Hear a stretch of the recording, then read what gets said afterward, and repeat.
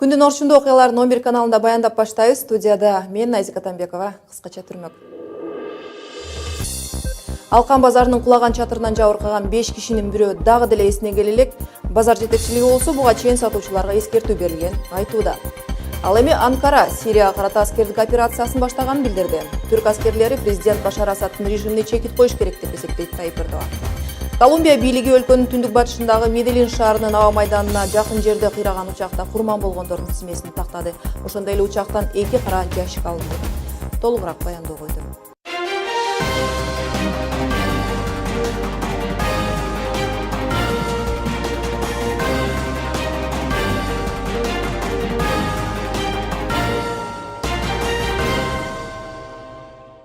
Кушубак кечиңиздер менен адегенде аймактык кабарлардан.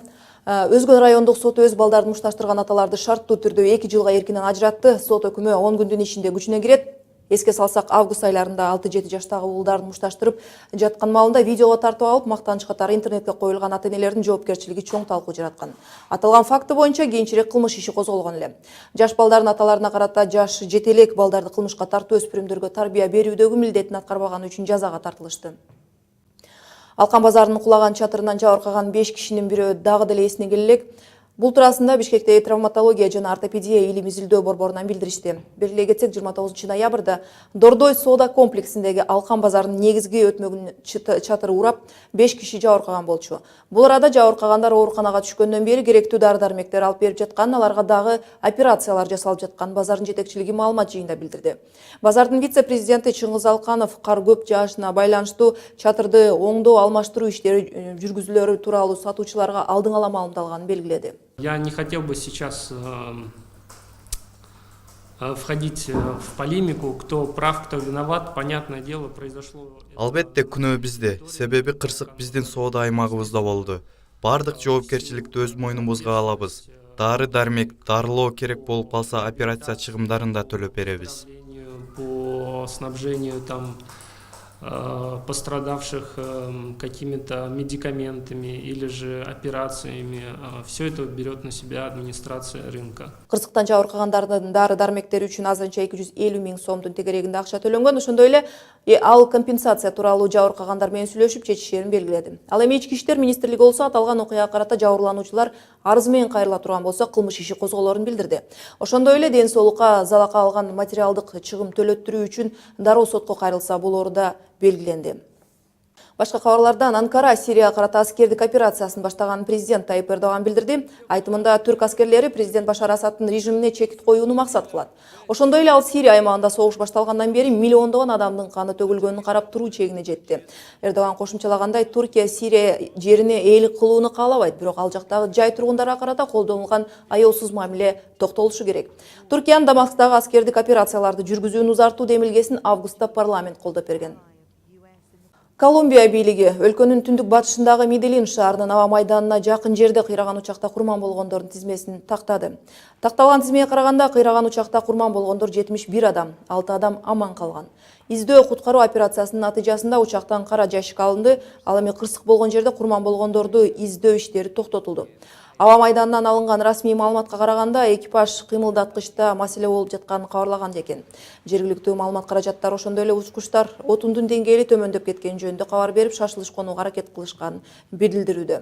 Сан-Паулудан чартердик каттам менен учуп чыккан лайнерде Бразилиянын Шапекоэнсе футболдук клубунун футболчулары жана 20 бразилиялык журналист бар болгон. Алардын Меделин шаарында түштүк Американ кубогунун финалына келе жатышкан. Бразилиялыктар жергиликтүү Атлетика Национал клубу менен ойномок. Учактан курман болгон жарандар боюнча Бразилияда 3 күндүк аза күтүү жарыяланды. 11 каналында кетип жаткан кабарларды интернетте баракчабыздан да окуп туруңуз. Дарегибиз 11 чекитке ижи. Эми берүүбүздүн кийинки бөлүгүндө. Бириккен 3 саясатчы президенттик шайлоодо ат салышат. Мадумаров, Келдибеков, Ташиев мындай биригүүгө эмне себеп болгонун түшүндүрүп беришти. 1 декабрь эл аралык СПИДке каршы күрөшүү күнү. Дарыгерлер Кыргызстанда вирустун жайылышы боюнча абал азыр эпидемиялык абалга жетирлик. Ошентсе да бир катар тобокелчиликтер бар. Кыргызстандын жазуучунун аңгемеси чет жердеги белгилүү журналга басылып чыкты. Кененирээк баяндоо. Кайрадан Кыргызстандын өзүндө болуп жаткан кабарлардан улантабыз. Саясатчылар Адахан Мадумаров, Ахматбек Келдибеков жана Кылычбек Ташиев үчөөнүн бирөө кийинки жылы өтө турган президенттик шайлоого сөзсүз катышаары маалымат жыйынында айтылды. Белгилей кетсек, аталган 3 саясатчы бириккендигин жар салып маалымат жыйын курду. Мындай биригүүгө бийликтин азыркы иш-аракеттери түрткү болгон. Эң туура айтасыз, биз үчөөбүз тең Кыргыз мамлекетине президент болуп, мамлекетибизди башкарып кеткенге толук мүмкүнчүлүгүбүз бар. Үчөөбүз тең.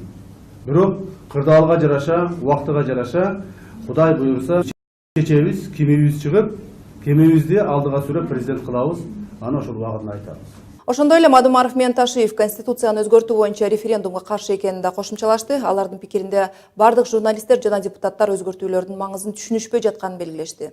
Камчыбек Ташиев ошондой эле Республика Ата журт партиясынын бөлүнгөн ушундай аталышта мындан ары шайлоого катышпастыгын ырастады. Эске сала кетсек, 2011 жылы өткөн президенттик шайлоого Камчыбек Ташиев менен Адахан Мадумаров катышкан. 1 декабрь СПИДке каршы күрөшүүнүн эл аралык күнү. Ушул күндөрү Бишкекте бир катар иш-чаралар өтүүдө. Адистер соңку кезде Кыргызстанда ВИЧ илдетине чалдыккандардын саны кескин өсүп жаткандыгына кабатырланууда. ВИЧтин жайылышы боюнча абал азыр эпидемиялык абалга жете элек, ошентсе да бир катар тобокелчиликтер бар. Ал ВИЧ барган сайын жашар жана аны жуктуруп алуу жагынан жыныстык жол алдыга озуп чыгууда. Кененирээк кабарчыбыз Исмат Ибрагимов улантат. Кыргызстанда соңку 10 жылдын ичинде ВИЧ инфекциясын жуктургандардын саны 8 эсеге көбөйгөн. Бул тууралуу Дүйнөлүк саламаттык уюму менен Бириккен Улуттар уюмунун СПИДке каршы программасында айтылат. Ал 2005 жылы өлкөдө ВИЧ макамы менен болгону 826 киши катталса, 2016 жылы бул көрсөткүч 6730га чыккан. Ал эми быйыл баңгизаттуу ийне менен сайынуудан улам ВИЧке кабылгандардын саны 3223кө жетип отурат. Негизгиси, соңку кездерде айыкпас дарт терген ВИЧке кабылгандар көбүнчө илдетти жыныстык жол аркылуу жугузуп жаткандыгында. Первый раз столкнулся это 9 лет назад. Мен өзүмдүн ооруй турганымды 9 жыл мурун билдим. Ооба, түрмөдө отуруп чыккам. Баңгизат колдончумун. Бирок ооруну мен жыныстык катнаш аркылуу жуктурдум. Бирок азыр кадимкидей эле күн кечирип атам. Себеби дарыларды убагында ичем. Доктор эмнени айтса ошону аткарам. Подруга, сейчас ее нету уже, конечно. Бүгүнкү күндө Кыргызстанда 8100 адам расмий түрдө ВИЧ жуктурган деп каттоодо турат. Бирок чынында илдетке кабылгандардын саны мындан алда канча көп экени айтылат. Себеби алардын баары эле өзүндө ВИЧ бар экенин биле беришпейт жана текшерүүдөн өтүүгө ашыгышпайт. Уже анализы сдавал я. Доктор мага айткан биринчи эле сөз оюндун түбүнө жеттиң деген сөз болду. Мына эми жашооң астын үстүн болот дегендей эле болду. Ал сен баңгизат экенсиң, көпкө жашабайсың деди. Вызвали вторично. Абалды оорлаштырабы деп чочулоо жараткан дагы бир маселе бул Кыргызстандагы ВИЧке кабылгандарды дарылоонун каражатын көтөрүп келген СПИД кургакчылык жана безгек боюнча глобалдык фонд акырындык менен каржылоону азайтып 2018 жылы толугу менен токтотмокчу. Мындай шартта ВИЧ сыяктуу оорулар кеңири жайылып кетет деген кооптонуу бар. Но дело в том, что увеличение это не значит, что только мы ничего. Ооба, ВИЧке кабылгандар чындыгында көбөйдү, бирок бул жаман деп айтсам эмес. Болгону элдер көбүрөөк текшериле башташты. Адистер кайрылып, эмнеге кабылганы тууралуу айта ачыктай башташты. Вопрос стигмы, дискриминации. Көңүл бөлчү дагы бир жагдай ноябрь айында Орусиянын Екатеринбург шаарында ар бир 50-чү тургунда ВИЧ инфекциясы табылган. Бул 1,5 миллион калктуу шаарда 27 миңге чукул адам ВИЧ илдети менен ооруйт дегенди түшүндүрөт. Эске салсак, Кыргызстандан сыртка калган мигранттардын дээрлик 90% Орусияда иш алып барат. Ал эми Екатеринбург шаарында 20 миң, Урал аймагында болсо 40 миңге чукул мекендешибиз эмгектенип жүрөт. ВИЧ боюнча кооптуу абал түзүлгөн Екатеринбургда ал жактагы диаспоранын билдиришинче, кыргызстандыктардын арасында ВИЧ оорусу менен катталгандар жөнүндө азырынча маалымат жок. Ошентсе да тобокелчиликтер бар. Сейчас, как вы знаете, проект бюджета сегодня рассматривается во втором-третьем чтении. Программа иштелип чыкты. Жана мекемелерге бизге акча бөлүп берүүгө буйрук болду деп үмүт кылабыз. 20 миллион сом бөлүндү. Бирок донорлор да көмөктөшүп турат. По поэтапному переходу финансирования. Бириккен Улуттар уюмунун жаңы чыккан отчету боюнча 2001 жылдан бери жылына дүйнөдө 1,9 миллион киши ВИЧ оорусун жуктуруп алган. Отчетто чыгыш Европа менен Борбор Азияда дүйнөлүк тенденцияга карабай ВИЧ жуктургандардын саны 57%га көбөйгөн. Эленора Сагындык кызы, Салтанат Зарнаева, Исмат Ибрагимов, Канал 11. Коңшу мамлекеттердеги кабарлардан Ташкент Евразиялык экономикалык биримдикке мүчө болуу планы азырынча жок. Өзбек бийлигинин мындай чечимге келген экономика министри Шавкат Тулаганов биримдикке мүчө болуунун зыяны жана пайдасы талкууланган жыйында билдирди. Анын айтымында президенттик шайлоого аттанып жаткан 4 талапкер тең Өзбекстандын тышкы саясатын көз жумган Ислам Каримов түптөгөн багыт менен гана алып барат. Маркум Каримов бийликте турган маалда Кремль үстөмдүк кылган регионалдык уюмдардан оолак болуп келген. Маселен 2008-жылы Өзбек тарап Евразия экономикалык биримдигиндеги мүчөлүгүн токтоткон. Буга кошумча жамааттык коопсуздук келишими уюмуна 2 жолу кошулуп, 2 жолу кайра чыккан. Каримов Евразия экономикалык биримдикке кирүүнү караштырбай турганын, уюм өлкөнүн эркиндигин чектеп коерун белгилегени бар. Ал эми Санкт-Петербургда басылып чыккан салмактуу Невский альманах журналына Абибилла Пазыловдун гезитчи Зүйө аңгемеси жарыяланды. Чыгармада тагдыры оор болгон 9 жаштагы баланын жашоо образы чагылдырылган. Билим алуунун ордуна Бишкектеги базарлардын биринде ботинке тазалап күн өткөргөн баланын тааныгандар белгилүү жазуучу Чыңгыз Айтматовдун чыгармасындагы каармандын аты менен аташат.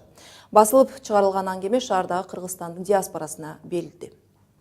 Мына ушундай кабарлар 11 каналынын бүгүнкү чыгарылышын толуктады. Кайрадан эфир аркылуу амандашканча саламатта калыңыздар.